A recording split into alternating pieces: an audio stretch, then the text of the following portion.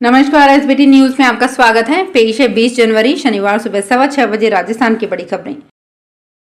प्रधानमंत्री नरेंद्र मोदी इस महीने में दूसरी बार जयपुर आ रहे हैं। मोदी 25 जनवरी को फ्रांस के राष्ट्रपति इमैनुएल मैक्रों के साथ जयपुर आएंगे।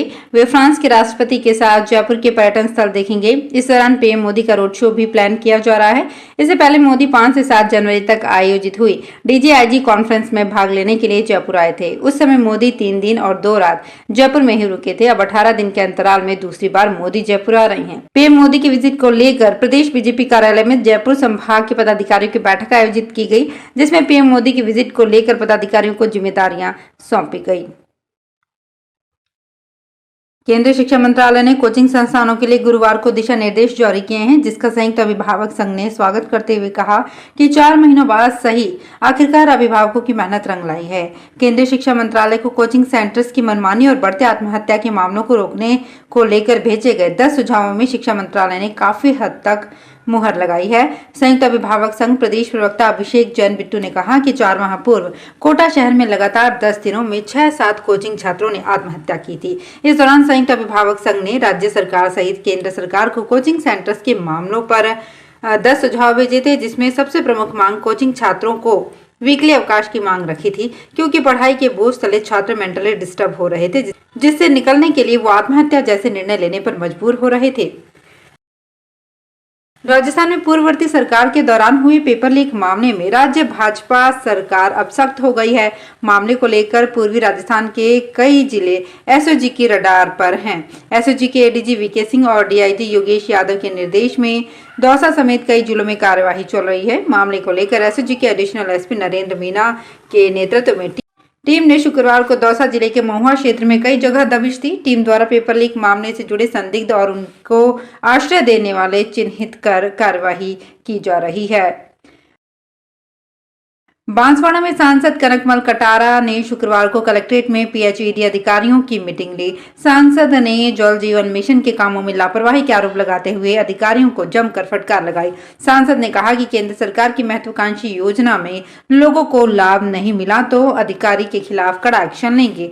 जल जीवन मिशन का मुख्य ठेकेदार जगदीश प्रसाद अग्रवाल बांसवाड़ा जिले का है। अग्रवाल के आवास पर पड़े ईडी छापे के बाद प्रशासन से लेकर प्रतिनिधि भी हरकत में आ गए। अजमेर में ख्वाजा साहब के 812वें उर्स में शामिल होने आए 230 पाक जायरीन का जत्था शनिवार रात 10 बजे स्पेशल ट्रेन से अजमेर से रवाना होगा। इसे लेकर जिला पुलिस व प्रशासन ने तैयारियां तेज कर दी है। रेलवे स्टेशन पर भी सुरक्षा के पुख्ता इंतजाम किए जाएंगे। 230 पाक जायरीन के लिए रेलवे की ओर से स्पेशल ट्रेन चलाई गई है। ये ट्रेन शनिवार रात 10 बजे अजमेर से रवाना होगी। ट्रेन के रवाना होने से करीब 1.5 घंटे पहले ही पाक जायरीन को कड़ी सुरक्षा में सेंट्रल गर्ल्स स्कूल से रेलवे स्टेशन पर लाया जाएगा। ट्रेन में बैठने से पहले सभी की जीआरपी और स्थानीय पुलिस जांच करेगी। कांग्रेस पार्टी आगामी लोकसभा चुनाव के लिए जुट गई है। राजस्थान की 25 लोकसभा सीटों के लिए पार्टी रणनीति तैयार करने में जुटी है। साथ ही प्रत्याशियों के चयन को लेकर भी नेताओं से सुझाव लिए जा रहे हैं। संगठन की बैठक के बाद प्रदेश अध्यक्ष गोविंद सिंह डोटासरा ने कई मुद्दों पर अपनी बात रखी है। गोविंद सिंह डोटासरा ने कहा कि जल्द ही हम लोग उम्मीदवारों का चयन कर लेंगे। हम लोगों को बीजेपी सरकार की विफलताओं को बताएंगे। चंद्रयान 3 का विक्रम लैंडर अभी पूरी तरह से नाकाम नहीं हुआ है। ये अब दुनिया भर के मून मिशन के लिए मददगार बन गया है। दरअसल इस पर लगा लेजर रेट्रो रिफ्लेक्टर एरे चंद्रमा के साउथ पोल पर लोकेशन मार्कर के रूप में काम कर रहा है। ये जानकारी भारतीय स्पेस रिसर्च ऑर्गेनाइजेशन ने शुक्रवार 19 जनवरी को दी। चंद्रयान 3 14 जुलाई 2023 को लॉन्च किया गया था। इसमें 3 हिस्से थे, प्रोपल्शन मॉड्यूल, लैंडर विक्रम और रोवर प्रज्ञान। प्रोपल्शन मॉड्यूल को चंद्रमा की कक्षा में स्थापित किया गया था। लैंडर और रोवर ने 23 अगस्त को चंद्रमा के साउथ पोल पर लैंडिंग की थी। देश भर में हो रहे मौसम परिवर्तन का असर एयर ट्रैफिक पर नजर आ रहा है। इसकी वजह से गुरुवार रात दिल्ली में मौसम खराब होने की वजह से हनोई से दिल्ली आ रही वियत जेट एयरलाइंस की फ्लाइट को जयपुर डाइवर्ट किया गया था, लेकिन देर रात 2 बजे ड्यूटी आवर्स पूरा होने की वजह से पायलट ने विमान छोड़ दिया, जिसके चलते 2 घंटे तक 300 से ज्यादा यात्रियों को विमान में ही परेशान होना पड़ा। जब कुछ यात्रियों ने इसका विरोध किया तो वियत जेट एयरलाइंस ने शुक्रवार सुबह बस और टैक्सी के माध्यम से यात्रियों को एक बार फिर दिल्ली रवाना किया। इसके बाद शुक्रवार शाम 5 बजे वियत जेट एयरलाइंस के विमान ने दिल्ली के लिए उड़ान भरी। अयोध्या में भगवान राम के दर्शन के लिए अब जयपुर वासियों को ज्यादा इंतजार नहीं करना पड़ेगा। 1 फरवरी से स्पाइस जेट ने जयपुर से अयोध्या के लिए सीधी फ्लाइट शुरू करने का फैसला किया है, जो यात्रियों को महज 1 घंटे 45 मिनट में जयपुर से अयोध्या और अयोध्या से जयपुर पहुंचा देगा। ये फ्लाइट सप्ताह में 4 दिन मंगलवार, गुरुवार, शनिवार और रविवार को उड़ान भरेगी। स्पाइस जेट की फ्लाइट सुबह 7:30 पर जयपुर से अयोध्या के लिए रवाना होगी। सुबह 9:15 पर अयोध्या लैंड करेगी, जबकि स्पाइस जेट की फ्लाइट दोपहर 3:45 पर अयोध्या से उड़ान भरेगी, जो शाम 5:30 पर जयपुर एयरपोर्ट पर लैंड करेगी। धौलपुर की सेपहू पंचायत समिति सभागार में साधारण सभा की बैठक का आयोजन हुआ। बैठक के दौरान रजिस्टर में कथित तौर पर फर्जी हस्ताक्षर को लेकर हंगामा हो गया। नेता प्रतिपक्ष के रजिस्टर मांगने पर उन्हें पंचायत समिति प्रधान की ओर से रजिस्टर उपलब्ध नहीं कराया गया, जिसे मौजूद कई सदस्यों में नाराजगी दिखी। इस दौरान उप प्रधान ने पंचायत समिति प्रधान पर फर्जीवाड़े का आरोप लगाया। जोधपुर में शुक्रवार को Rajasthan state roadways employees union AITUC केंद्रीय कार्यशाला व जोधपुर आगार के रोडवेज कर्मचारियों ने विरोध प्रदर्शन किया। इन्हें 3 महीने से वेतन नहीं मिला है। लंच टाइम में सरकार और निगम प्रशासन के खिलाफ विरोध प्रदर्शन किया गया।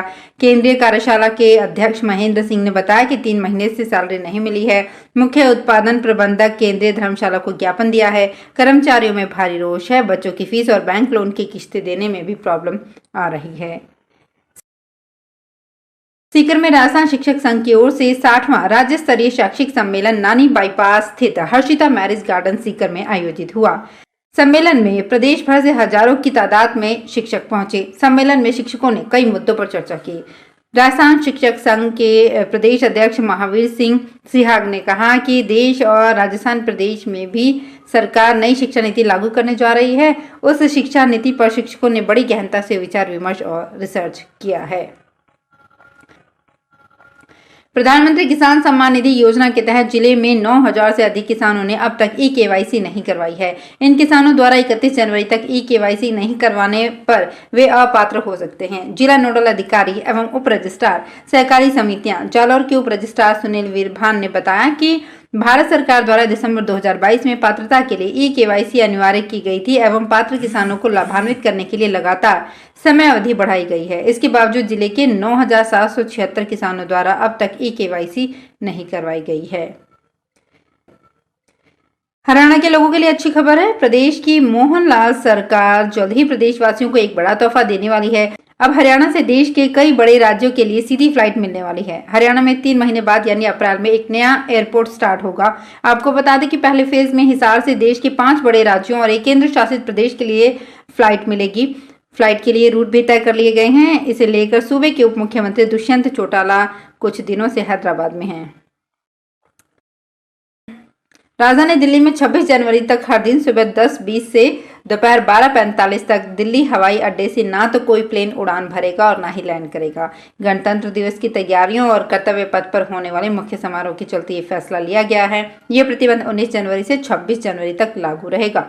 भारतीय विमानपत्तन प्राधिकरण ने इस फैसले को लेकर नोटम जारी किया है। इससे पहले कुछ अपवादों के साथ केवल नॉन शेड्यूल्ड फ्लाइट्स के लिए ये प्रतिबंध लगाया गया था।